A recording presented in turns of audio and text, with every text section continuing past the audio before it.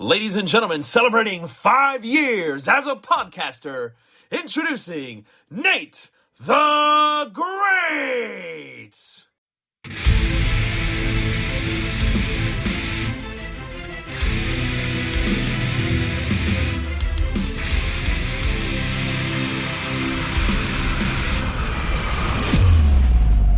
Wake up your mind.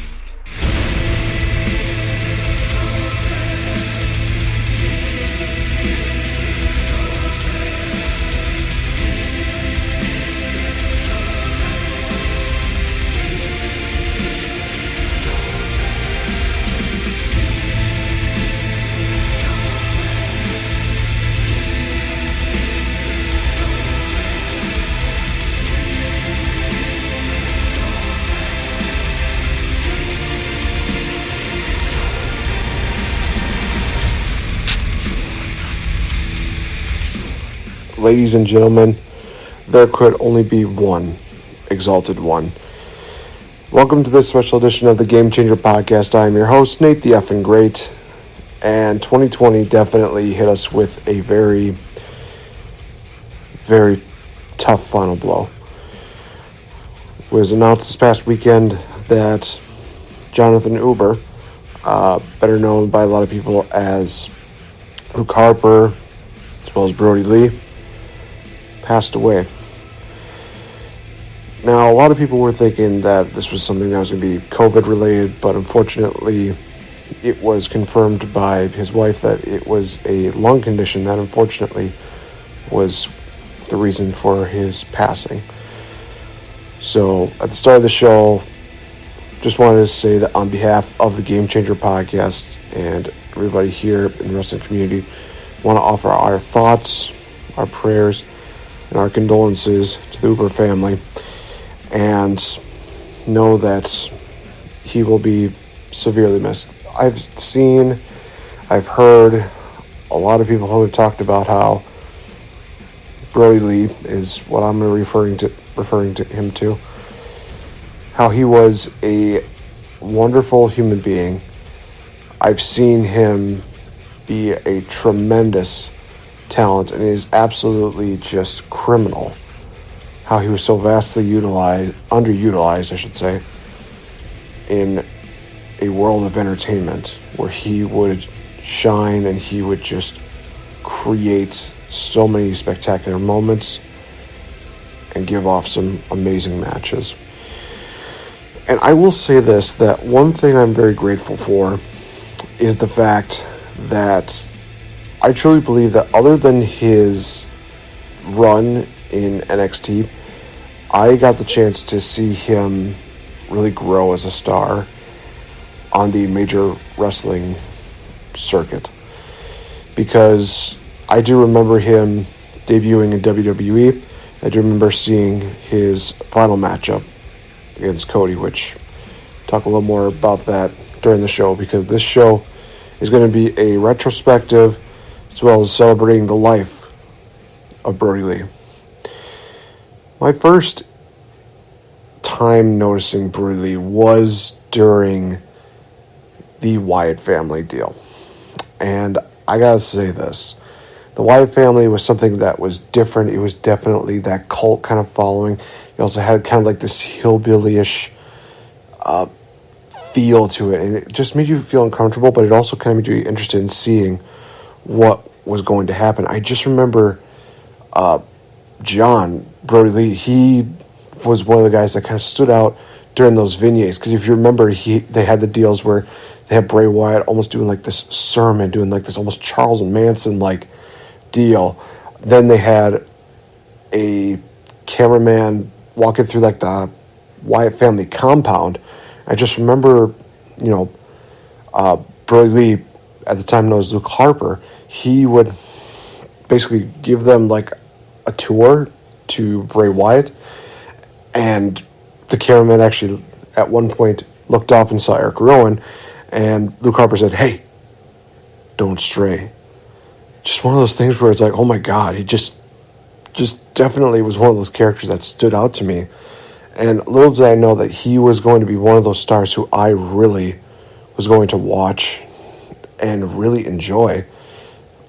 When he started his career, he definitely was kind of one of the two muscle men of the Wyatt family. And that's to be expected. You gotta kind of have somebody who you can rely on, somebody who you can know is going to hold up their end of, the spectrum. So seeing that and then seeing them just dominate people on Raw left and right was really kind of fascinating. And I think that they were kind of it was really weird because when they first came on, it seemed like they were on the right track. Then they started kind of having like these losses.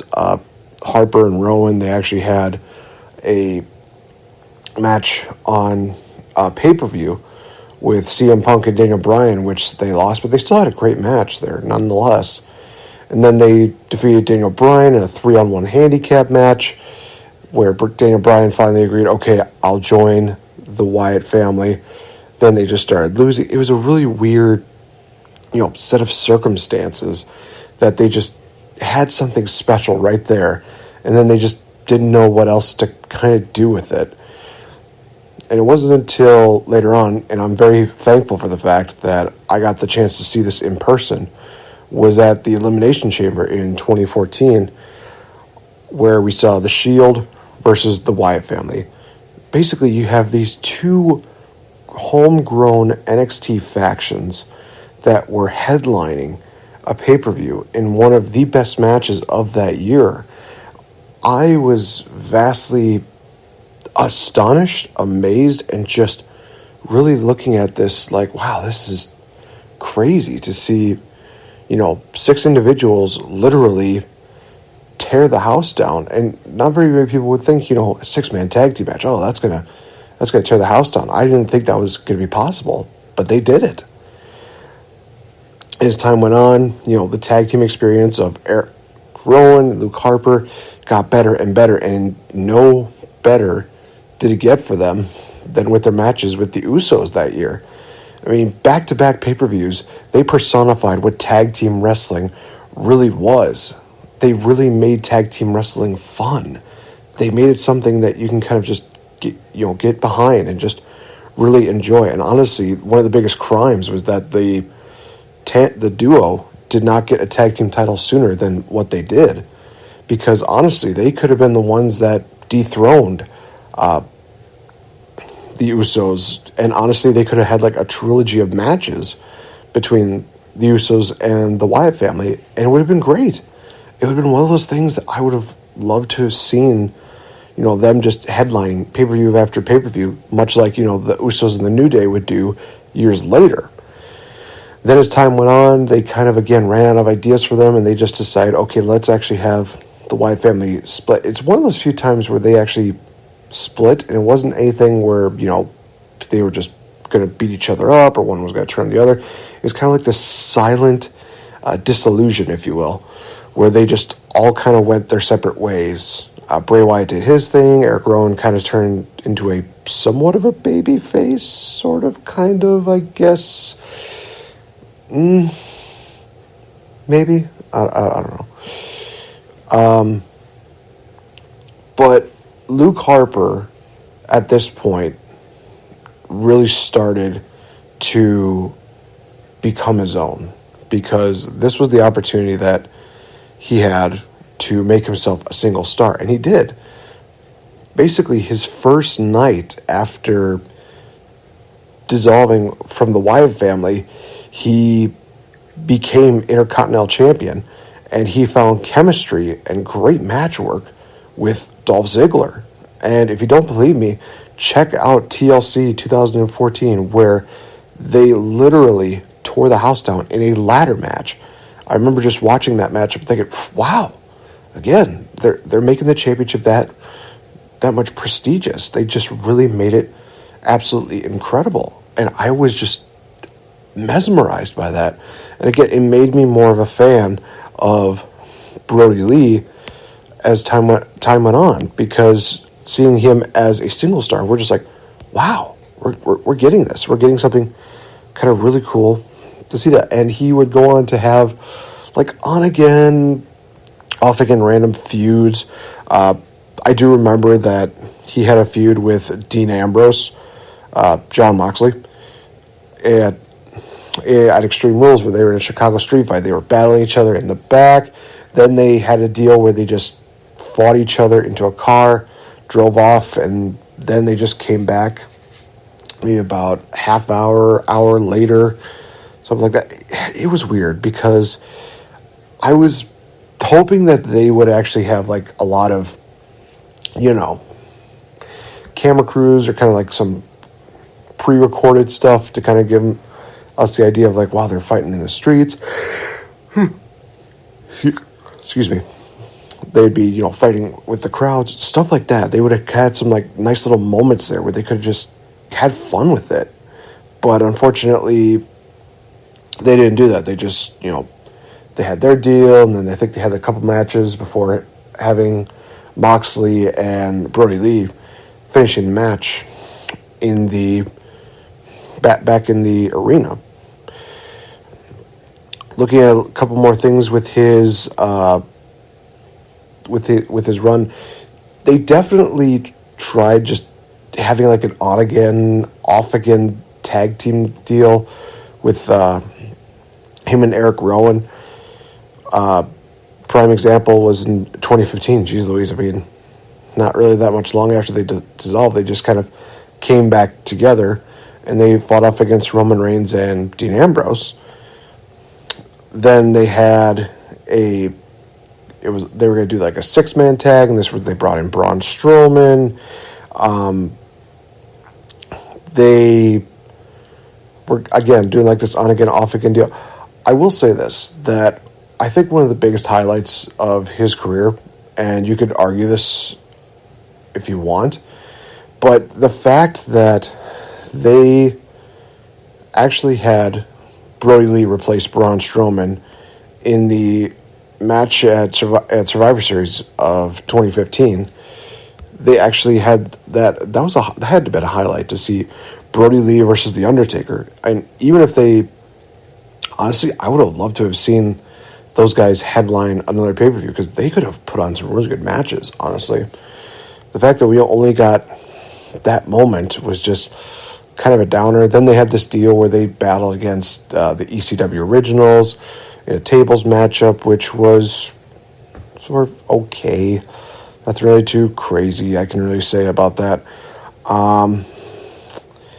Unfortunately for Brodie Lee, he did get injured a couple of times, and that's going to come into play a little bit later on. But his first injuries, he got an MRI for his knee, which revealed he had a dislocated patella and tore his patellofemoral ligament. Jeez Louise, that just sounds painful. But he wasn't in that draft in 2016. He would come back to SmackDown to reunite with Bray Wyatt again, and he would have a tag. He would be a part of he would finally get a tag team title run, but it was with Bray Wyatt and Randy Orton, where they kind of did like that Freebird rule. That was kind of an interesting deal. But another highlight, the Elimination Chamber in 2016, where we saw Brodie Lee and Randy Orton. I liked that matchup. I honestly think that, other than the win for Bray Wyatt as WWE Champion, that was match of the night. That was just really great. These guys just took each other down. They were just beating each other. It was actually one of the best things that they could do. Then we see, that Battle Royal. Boy. So, Randy Orton won that Royal Rumble, and then they had Bray Wyatt was the WWE Champion. He already retained his title. Then they just decided, well, we're going to have a Battle Royal to determine who's going to face off against the WWE Champion at WrestleMania. They were supposed to make a spot where it looks like AJ and Brodie Lee, both their feet touch the ground, but unfortunately, no matter what camera angle you choose, it's clear that Brodie Lee won. So regardless, they had that all planned out. They had that all set up. It's going to be Brodie Lee versus AJ Styles, another great matchup between the two of them. AJ would go on to win, but eventually, Randy Orton would go on to win the title at WrestleMania. Oh gosh, that's a story in and of itself. This is where it gets really interesting, because they could have kept the Harper and Rowan deal just the way it was, but instead they decided to do these new gimmicks in which Harper and Rowan would be known as the Bludgeon Brothers. Now, I believe this was supposed to be kind of like something out of a Viking deal. I don't know exactly.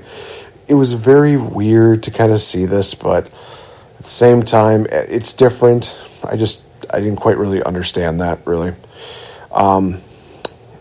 This is where, they started, finding their stride, and then eventually they would go on to fight for the tag team titles at WrestleMania 34.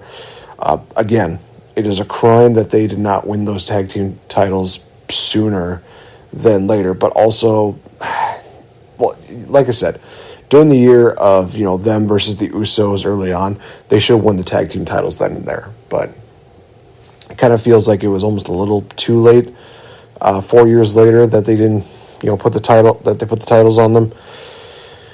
But I'm not going to complain about it. They got their title win. That's what mattered. Kind of an interesting set of, tag team matches here and there. Unfortunately, I believe it was Eric Rowan who got injured in this. Yep, it was Rowan. Eric Rowan got injured, so unfortunately they had to drop the titles to the New Day the night after SummerSlam. Yes. Then we see these random, sporadic appearances that he had. Some of the things that I definitely did not know that he did was he actually challenged Ricochet when he was the North American champion. That's a matchup I would have loved to have seen. If somebody has a video of that, please send that to me. I really want to see that. He took on Dominik Dijakovic at WrestleMania Access during the WWE Worlds Collide show.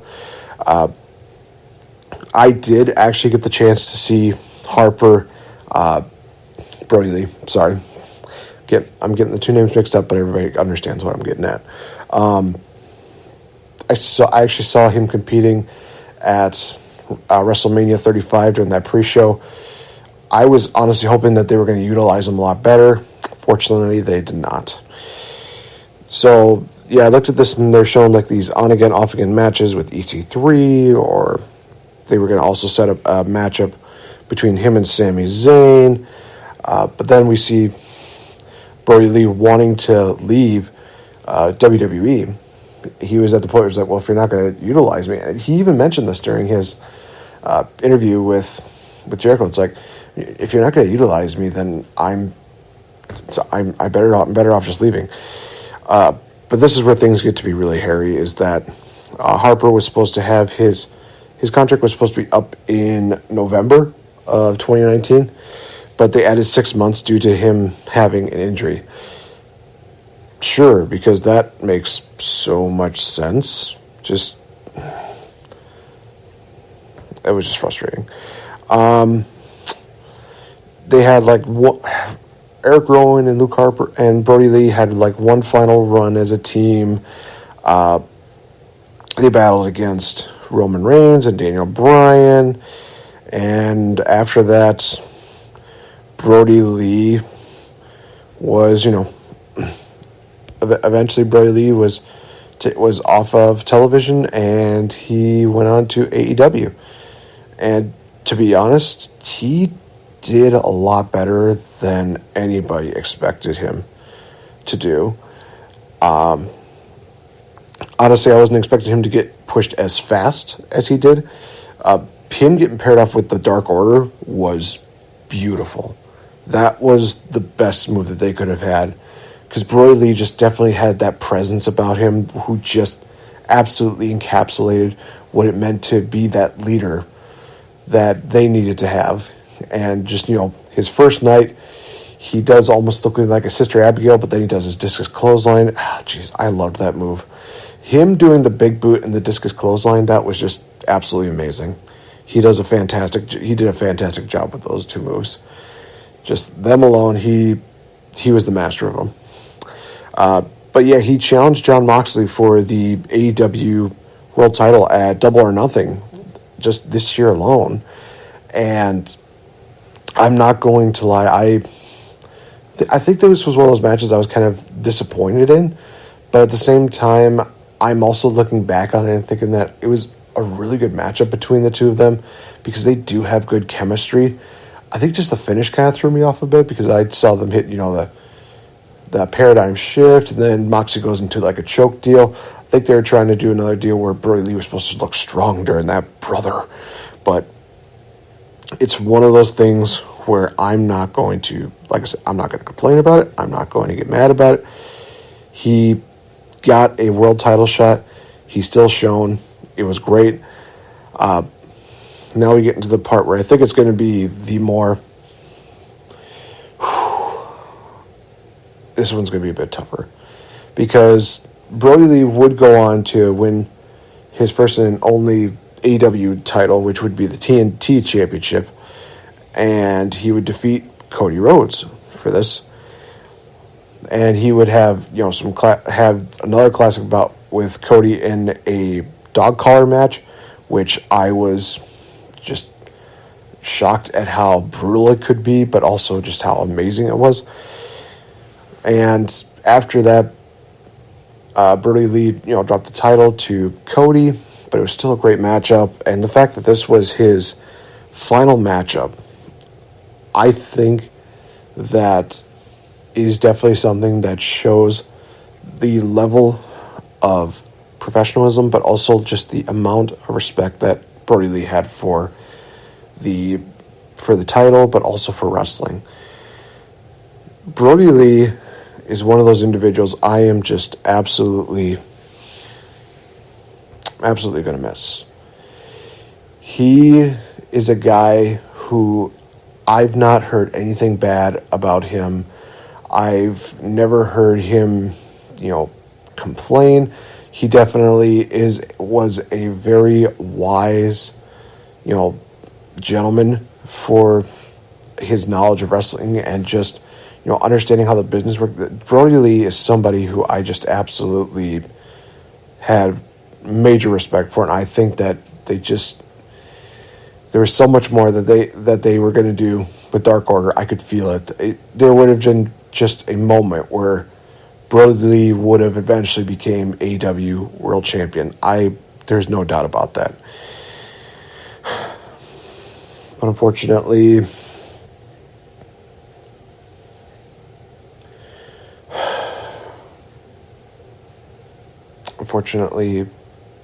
that was not meant to be. There was the Brodie Lee Celebration of Life show, which was absolutely spectacular. You look at a show that really can help give fans the idea as well as the impression of that Brodie Lee left on wrestling, and that was the show. Brodie Lee, he gave it his all. He gave it so much more than I think a lot of people ever would have given in his position, his age. He was 41 when he passed. This guy probably had at least, if I've seen wrestlers that have gone to 50 and they've still kept going. If that was the case, that guy definitely had at least 10 more years to just give us so many great matches. And just how the show ended, especially when it went off air, definitely just tugs on my heartstring, because I keep watching a lot of these videos of Brodie Lee's eldest son. He's literally just having the time of his life with so many wrestlers. He is just he's beating him down. He's doing his dad's finishing move. They actually gave Brodie Lee Jr. not only the TNT championship, they're basically saying that, this championship is so prestigious that we are actually going to give it to the family, and they're going to be the only ones that are going to have that. And we're going to make a new championship out of respect for Brodie Lee. That says a lot. And the fact that they also gave Brodie Lee's son a contract with AEW, basically saying, hey, if he wants to join us when he becomes of age, then he has that option. That is telling a lot of AEW, but how much respect that they have for the Hooper family. That is just, again, that just warms my heart. It's really sad to see another wrestler go in 2020. It's sad to see a wrestler go in any year. Don't care who you are. But one thing that I've learned when it comes to death is that it's more important to talk about the positives that the person left in life than anything else. And Brodie Lee definitely gave us so many great memories, so many great matches. Whether it was a tag team matchup, whether it was a singles matchup, Brodie Lee he killed it. Anywhere he went, he killed it. He was one of those guys that everybody had high hopes for him. They saw a lot of greatness in him, and he definitely achieved that greatness. He's arguably one of those guys who could have been a world champion. But in all honesty, he would also be one of those people that maybe was truly too good for a world championship. So this has been our tribute show to the one Brodie Lee. Again, I want to offer our thoughts, our prayers, and our condolences to the friends, family of John Huber, Brodie Lee, Luke Harper. But let us also continue to celebrate the fact that this is a guy who, like I said, loved the world of wrestling, and he always made a positive impact. He made a positive impression on people. He left a very outstanding legacy that can never be replicated. Brodie Lee, we are going to miss you, brother. Thank you so much for the memories. Thank you so much for the legacy. We hope one day to see you soon. For the Game Changer Podcast, I've been NateFNGreat. Thank you guys so much for listening in. Stay safe, be smart, and be respectful to others. Have a good one, you guys. Have a happy new year.